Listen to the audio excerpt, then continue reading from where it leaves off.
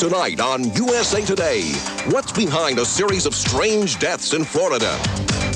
Why animal activists want you to rethink mink. It doesn't feed people. It doesn't serve any real human need at all except vanity and greed. They're still here. We haven't killed them off. There's many, many animals out there. And a group that's breaking all of music's barriers.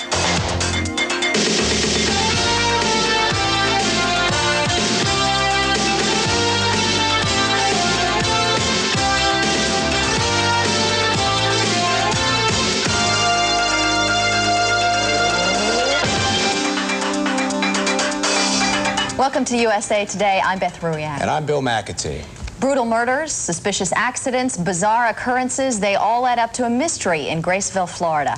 In February, we told you about the small-town murders of Robert McRae and his wife. McRae was a businessman connected with the Southern Company, a giant electric utility, now being investigated by a federal grand jury. Now, as correspondent Bill Sternoff reports, the speculation and rumors in Graceville are growing. In December, Ray Howell disappears the night before he was to testify before a federal grand jury. In January, Robert McRae and his wife, Catherine, are gunned down in the kitchen of their sprawling mansion. On April 10th, Jake Horton, a senior corporate vice president, dies in a plane crash in Pensacola. The next day, Horton's attorney, Fred Levin, says canaries with broken necks turned up at his home and office. This is not some plot from Murder, She Wrote. This is a real-life mystery being played out here in the Florida Panhandle. And if the events are connected, many people here think the connection is the Gulf Power Company, part of the big Southern Company with operations in Florida, Georgia, Alabama, and Mississippi. All of these people had something to do with Gulf Power. The missing man, Ray Howell, was a Gulf Power contract employee. Robert McRae, gunned down with his wife, was a former Gulf Power board member. Jake Horton was Gulf Power's senior vice president. Fred Levin was Jake Horton's and Gulf Power's attorney. With Gulf Power and its parent Southern Company under investigation by a federal grand jury in Atlanta for alleged tax fraud, many people here believe there's a conspiracy to silence those who know too much. One of them is Kyle Croft, fired 5 years ago. He claims he touched off the investigation when he went to the FBI with a startling story of kickbacks and thievery in the executive suites of Gulf Power and Southern Company. I think that there was millions of dollars taken out of this company. Millions. Croft himself was convicted of accepting kickbacks, but he says he was a scapegoat for the power company's top executives. What sorts of things was Gulf Power Company paying for on behalf of executives? Okay, I had a roof put on one of their houses. I had wallpaper hung in the houses. I had them painted, different homes painted. Croft says kickback schemes were used to raise cash to make contributions to Florida politicians. Everybody knew it was wrong. Then why did it go on? It went on because this is what the executives wanted. They're the ones that sign your paycheck.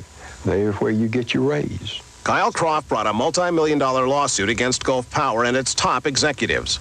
But attorney Fred Levin, who has often worked for Gulf Power, says Croft's allegations are baseless. I mean, Kyle Croft is an admitted thief.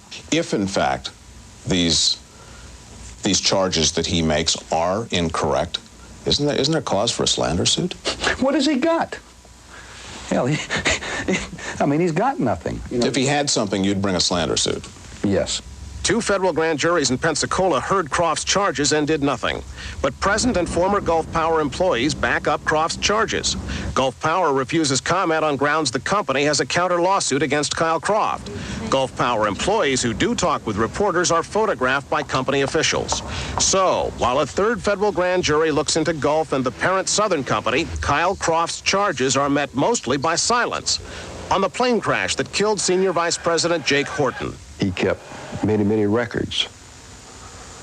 And I strongly believe that's why he's not here today, is they could not afford for him to make it to Atlanta. On the McRae murders. He was a board member, a strong board member for Gulf Power Company during the period of time that a lot of this stuff was happening. I don't believe the McRae situation has anything in the world to do with any of this. Attorney Fred Levin doesn't think the murders, deaths, or the disappearance here are connected. He says if not for attorney-client privilege, he could dispel the mystery. And he contends the grand jury probe of Gulf Power and Southern Company is an unfounded witch hunt. In an editorial last week, the Pensacola News-Journal said the matter is beginning to tear the community apart. It can't go on much longer. But the seeming mystery will likely go on here, at least until the grand jury completes its investigation. Bill Sternoff, USA Today, Pensacola, Florida. There's no word yet on how long it will take the federal grand jury to decide whether there is any reason to indict the Southern Company. And now for today's Newsline. Kansas farmers hurt by a drought are anxiously awaiting word this week of whether the state will be declared a disaster area, and that would make the farmers eligible for federal relief money. Record-breaking heat has been scorching crops throughout the state. Losses of hay mean cow feed is scarce. Wheat and pasture losses are also mounting. The wheat harvest could fall to the lowest level in 27 years.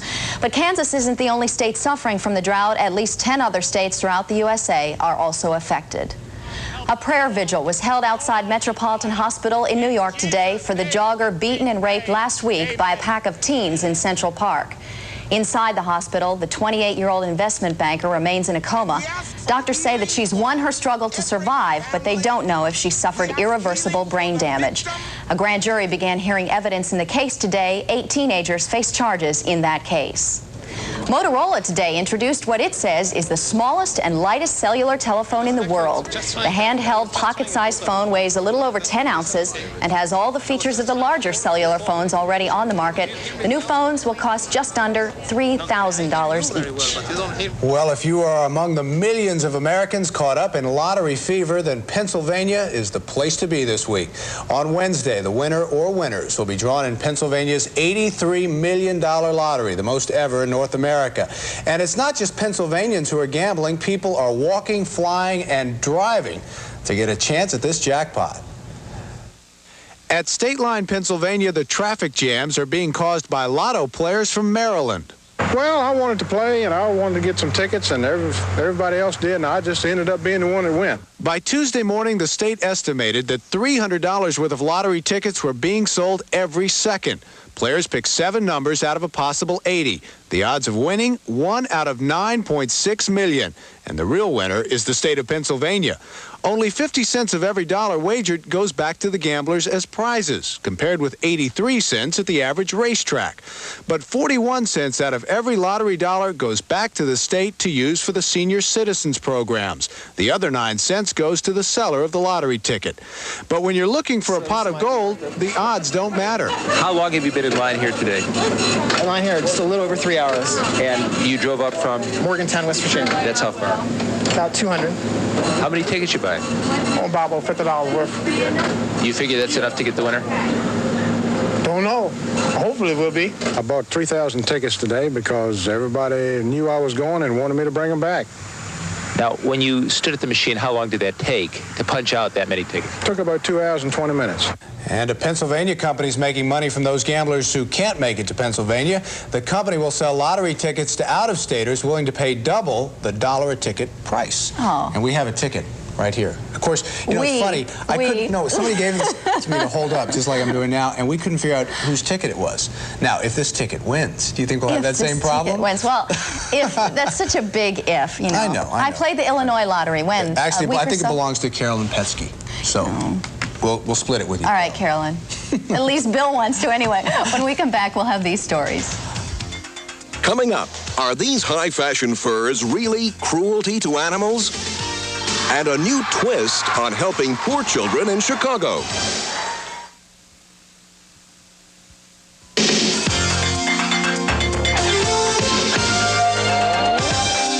Welcome back. Animal rights activists have launched a week of protests as part of World Laboratory Animal Liberation Week. They're demanding an end to scientific experiments on animals. The kickoff was in the Washington, D.C. suburb of Bethesda, Maryland on Monday. That protest focused on the National Institutes of Health. It was one of many across the country Monday. In Sacramento, California, 300 animal rights activists and a few dozen counter-demonstrators turned out at the state capitol. Protests like those raise the question of our relationship with animals and what rights animals have in our world. But the fight gets furious when the subject is fur. The fur industry is growing in this country, and so is the anger. This time of year, when most people put their furs into cold storage, the animal rights debate is heating up. The mayor of Aspen, Colorado, for example, has introduced legislation to ban the sale of furs in his trendy Rocky Mountain town. I think it's absolutely the best place imaginable to make a statement about it, where we've got a lot of people walking around wearing these pelts. Trapping has been going on way, way back before this town was ever thought of, you know? They're still here. We haven't killed them off. There's many, many animals out there. It doesn't feed people. It doesn't serve any real human need at all except vanity and greed. On a national level, the fur industry claims to be unaffected by such protest. I think the animal rights movement has had a negligible effect on our sales. As a matter of fact, I think that our customers and potential customers resent the animal rights movement and their tactics, and I think that people in this country resent being told what they need to do by a very small but vocal minority of people. But animal rights groups smell blood. They claim that actions such as the Humane Society's Shame a Fur campaign caused a 2-year slump in revenues. But furriers blame financial trouble on warm weather and the stock market crash. As a sign of life in the industry, Bantam Books is using a fur giveaway to promote a book. It is a frivolous luxury garment that is manufactured for one reason only, so the people in the industry can make money. Fur-bearing animals are harvested through trapping and ranching. Consumers often discriminate between the two, refusing to buy furs of animals caught in leg-hold traps. The industry is working towards developing a more humane trap. Meanwhile, it argues that this kind of hunting is a form of conservation and that animal rights types just don't know their biology. Animal rights people's education on animals probably came mostly from Disney, where they think that animals walk around in clothes and have conversations with other animals. Animals in the wild don't die of old age. They die of distemper, they die of being torn apart by another animal, they die of starvation, disease. It is not a happy state in the wild. Many consumers see ranched animals as just another cash crop like chickens or cows. But the Humane Slaughter Act, which applies to farm animals, doesn't apply to fur bearers. In addition, these ranched animals are predators, not meant to live in captivity. Because they are raised for this, how does this make it better? To us, that is no justification. Is that individual fox or chinchilla, is that individual animal suffering somehow mitigated because it's raised for this? In May, the industry will unveil next season's furs, fuller fashions requiring more pelts. Animal rights groups will be gunning for them. Things have heated up so much in the fur controversy that the Italian designer Fendi is coming out with a reversible mink so that you can hide the fur by wearing it on the inside. And now for some people in the news. Film legend Bette Davis thanked fans in 3 languages at her tribute by the Film Society of Lincoln Center Monday. The sellout crowd included many of her former co-stars, including actor Jimmy Stewart, who reminisced about her 58-year career. San Francisco airport officials today said they can't confirm claims by talk show host Morton Downey Jr. that he was attacked in an airport restroom by 3 skinheads. Downey said 3 youths attacked him, cutting off some of his hair and painting a swastika on his head. Here's what he said last night. The last thing I want to do is to get involved with the police in a matter where I didn't get hurt, where all that's happened to me is I've been embarrassed, and I've had a bunch of guys make me look like the complete that they are. About the same time the reported assault occurred, a bomb threat forced San Francisco's KOFY TV to go off the air. The station was getting ready to air Downey's show for the first time since it was canceled last summer under pressure from gay activists. Former Cincinnati Bengals running back Stanley Wilson, suspended on the eve of the Super Bowl for a drug relapse, has now told his story to an undisclosed national magazine. His agent says Wilson will meet with the NFL in the next 10 days to tell them everything. The New York Times reported last weekend that other Bengal players were involved in Wilson's relapse into cocaine use on Super Bowl Eve in Miami. And Martina Navratilova, the #2 women's tennis player in the world, has pulled out of the French Open, one of the 4 Grand Slam events. No reason was given. Martina has won 18 Grand Slam events, including the French Open twice. One more athlete in the news. It was announced today that the uniform and goggles that Kareem Abdul-Jabbar wore in his last regular season game on Sunday will go on display at the Basketball Hall of Fame. And tomorrow on USA Today, with Jabbar saying his formal goodbyes after 20 years, we're going to take a look back at this long and brilliant career of a sports legend. And when we return, we'll walk with the dinosaur with a musical group called Was Not Was.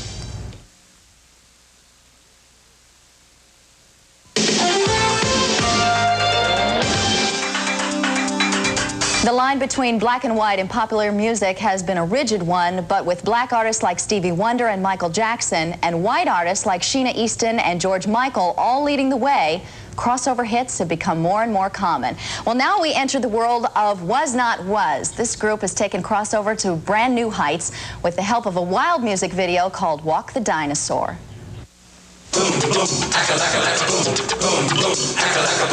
I've always described our music as sort of, we're like the heterosexual village people.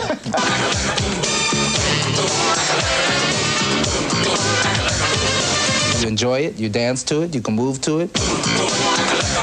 You can't categorize us. Why should you? At first glance, the pop-funk group Was Not Was is the unlikeliest of combinations. Start with Don Fagenson, never without his shades, and David Weiss, never without a droll comment. They met while serving detention at their Detroit junior high school. We were two guys who were unlucky with girls, and we'd cruise a street called Woodward Avenue at night, and when we couldn't pick up girls, we'd burn off the steam by writing songs and recording late at night. David wrote the words, Don put them to music. They dropped their last names and assumed the roles of musical brothers Don and David Was. Never touch that. No. Don't. Okay. In 1975, soul music veterans Sir Harry Bowens and Sweet Pea Atkinson signed on as lead vocalists and became the Not Was of the group. At first, we thought it was crazy music. We thought they were, well, Sweet Pea called them crackpots. Or was it I called them crackpots? You call them crackpots. I called them crackpots. I call them damn fools. They made their first album in 1981 and were a smash in Europe, while the USA ignored them for years. But finally, last fall, their third album got them noticed at home. They had a #1 dance hit with Spy in the House of Love and a top 10 pop chart hit with Walk the Dinosaur. The Was Boys aren't the type to get big-headed, though. Witness their reaction to a rave review in Rolling Stone that called them America's smartest rock and roll band. No, we can take an insult. You know, I feel if you get a bad review like that, just don't pay any attention to it. Just keep going. The group has just released a new single called Anything Can Happen with 2 different versions of the song on the same record. And in typical Was Not Was fashion, they say if neither one catches on, it's simple. They'll just have a polka version standing by. Okay, I have to tell you this. Right before we come out, somebody tells us what the out cue of the tape is, and we stand by. Out cue of that tape, Lacka-Lacka-Boom-Boom. Lacka-Lacka-Boom-Boom. my new well, favorite. From Was Not Was, what else can you expect? That's right. And from sounds of music, we move to the sound of our viewers, sounding off. Voices across the USA today are talking about the problems of the handicapped in everyday life. Bonnie Gasper of Layton, Utah, whose mother is in a wheelchair, says handicapped parking spaces are often taken by the non-handicapped, and store aisles are not wide enough for wheelchairs. Our society is supposed to be handicapped accessible, yet it hardly is. Peggy Schultz of East Rochester, Ohio, a quadriplegic, says, just because I'm handicapped doesn't mean I'm a second-class citizen. I'm so tired of fighting off people to get into handicapped parking. You know what they say, walk a mile in my shoes. Well, spend some time in my wheelchair. Today's video opinion is from Brian Lloyd of Herndon, Virginia. In general, my feelings are that people that park in handicapped spaces when they're not entitled to are really abusing of public trust, and at the minimum should be forced to park out in Siberia somewhere, if not forced to do without their cars for a period of time. Please send your opinions and a photo to Voices Across the USA, Box 799, Washington, D.C. 20044. In a moment, we'll tell you a story that has kids doing backflips in Chicago. But first, here's Wednesday's weather map.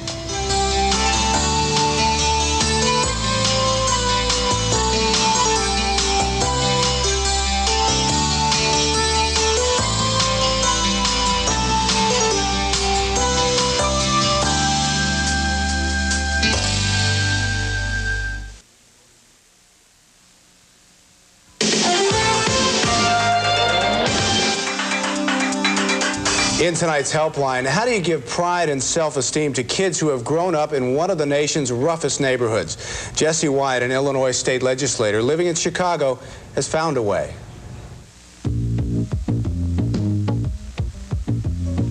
On Chicago's near north side is a housing project called Cabrini Green. It is one of America's largest and toughest. In Cabrini Green, they talk about things like carrying guns. Gang violence rules here, but a different kind of leader is also making his presence felt. Tuck. Push. I want those hands out straight, son. The Jesse White tumbling team has become something of an institution in Chicago. They've been high-flying for some 30 years now. And Jesse White is still trying to show the youngsters of Cabrini Green a better way. I'm like their father, and they've found a lot of favor and understanding with me, and I've taken them out of their immediate environment. I've taken them on airplanes to Tokyo, Japan. We're going to China this summer, and those things and more give the kids a sense of pride. The team, it really gives you a lot of sense of self-respect and manners that you normally probably wouldn't have at home, because a lot of the kids doesn't have a father. It gives kids something to look up to, so mostly kids would like to join the team, so they wouldn't join gangs or smoke or nothing. There are 75 young people currently on the team and 3,800 more on a waiting list, all with the aim of joining the Jesse White family. I said to myself that one day when my feet become firmly planted on this earth, that I would do what I can to help young people to grow tall and straight. Jesse White is quite a role model. He is serving his 7th term in the Illinois legislature, and a made-for-TV movie is coming out about him in the fall, and he'll be played by actor Danny Glover. Perfect story for a movie, That's a terrific program. That's our report on what's happening in the USA today. We'll see you here tomorrow. Bye-bye.